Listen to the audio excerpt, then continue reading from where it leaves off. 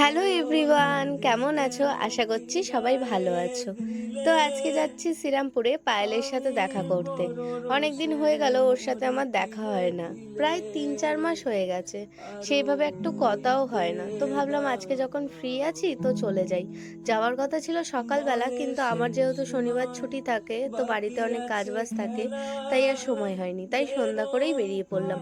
আর ওরা নতুন বাড়িতে শিফট হয়েছে, তো ভাবলাম যে যাই গিয়ে একবার নতুন বাড়িটা দেখেও আসি আর ওর সাথে একটু দেখাও করে আসি, কারণ আর ভালো লাগছিল না।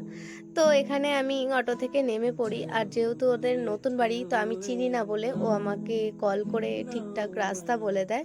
আর অনেকটাই ভিতরে ছিল। তো এই দেখো বাড়িতে পৌঁছে তো দেখি সে বাজে অবস্থা, কারণ ওরা শিফট হয়েছে একদিনই হলো। তো এরকম তো একটু অবস্থা থাকবেই।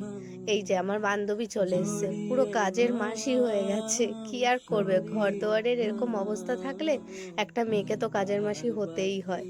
তারপরে এখানে সবাই মিলে একটু আড্ডা মারছিলাম। আর কাকিমা আমাদেরকে একটু ভগবানের প্রসাদ দিল, পরোটা আর আলুর তরকারি। তো সেটা খেয়ে আমি বেরিয়ে পড়ি। আর ওর বাড়ির পাশেই ছিল বাজার কলকাতা, তো ভাবলাম যে যাই গিয়ে একবার একটু ঢুকে আসি, পুজোর কিরকম কি কালেকশন আছে। কিন্তু আমি জানি না কেন আমার একটা জিনিসও সেরকম ভালো লাগেনি। তো তাও দুটো জিনিস নিয়েছি, সেটা দেখাতেই ভুলে গেছিলাম। তারপরে এই যে আমি আয়না দেখে একটু ক্যাথ মেরে নিচ্ছিলাম।